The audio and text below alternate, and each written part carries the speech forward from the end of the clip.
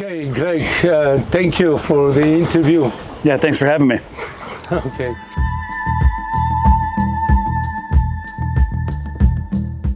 My name's Greg Stoker. I'm from the United States. I'm currently the media lead for the veteran delegation attached to the Global Samud Flotilla. I am a former United States Army Ranger. That's a special operations unit in the U.S. military. I did 4 combat deployments to Afghanistan, and now I'm an anti-imperialist, anti-war activist and journalist at Mint Press News. There's a lot of different reasons why I'm here.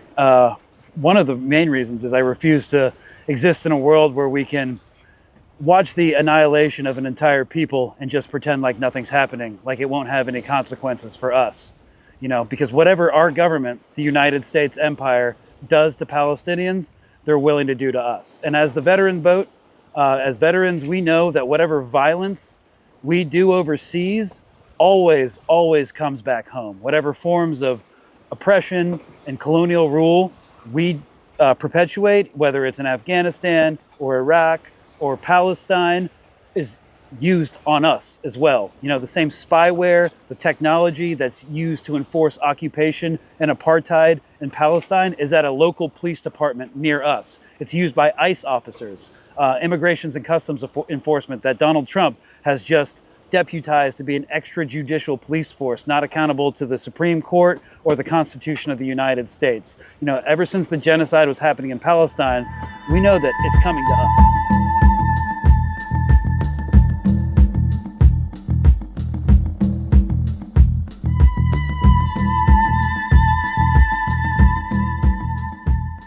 So what's happening in Palestine begins and ends with the United States government. Without us, without our military, without our funding, without our economic power, without the political cover we give to Israel to perpetuate this genocide, it would not be possible.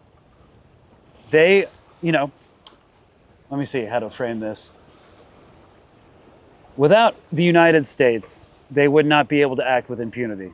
They ran out of weapons and munitions within the first couple weeks of the war. Without us controlling and dominating the global institutions like the UN and the IMF and the World Bank and the ICC and ICJ, all these international institutions that we created in the wake of World War II to unipolarly dominate the world, they would not be able to do this.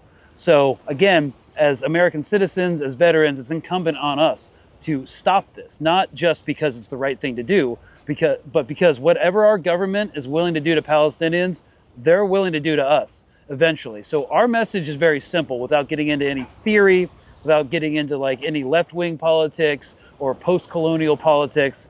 It's very simple. We can make easy connections.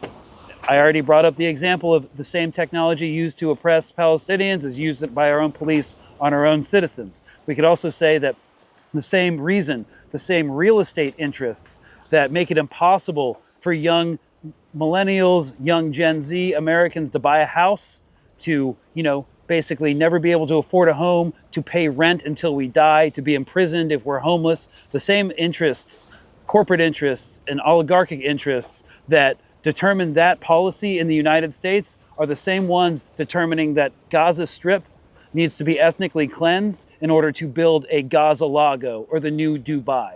It's all connected by the same system of violence, economics, and oppression.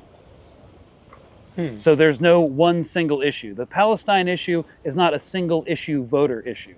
It is literally connected to everything that's going on in our decaying empire and collapsing society.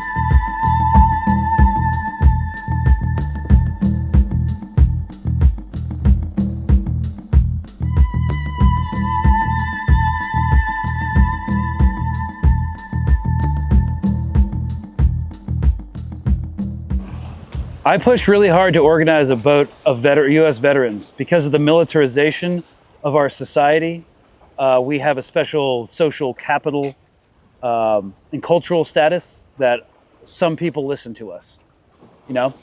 So I thought it was important. It adds actually security to the rest of the flotilla. I think it would be very bad PR if the Israeli military sent a drone strike on a boat full of U.S. veterans. That would be bad PR backlash that they couldn't really tolerate right now. So we're here to help out and lend our voice. You know, I think when veterans, anti-war veterans do protests in the United States, what we say is our job is to stand in between the police and the students. You know, so we're just here to add strength and credibility and to amplify the message using our position and our privilege within the U.S. society to bring this message of humanitarian aid and a call to end the genocide in Gaza attached to the Global Samud Flotilla. Our mission is to open a humanitarian corridor into Gaza and also to embark on a transnational global action to bring awareness and organization to resist the genocide of the Palestinians and the exportation of war and violence across the globe.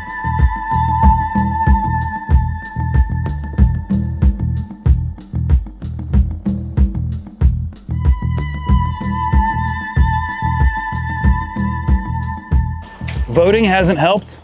You know, if you exist in the global north, in Europe, in North America, Canada, the United States, the majority of people are against what's happening in Palestine, against the genocide and ethnic cleansing of the Gaza Strip.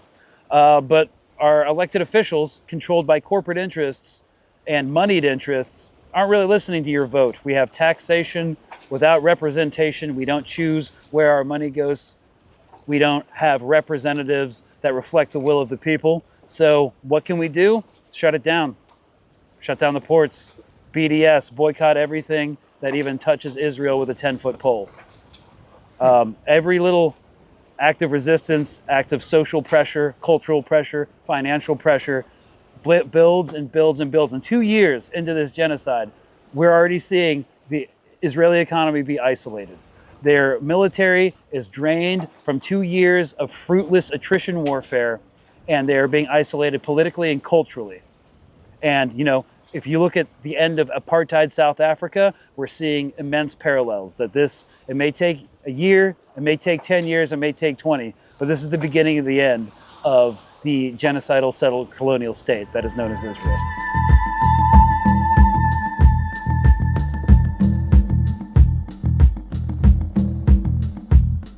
My political ideology is very left.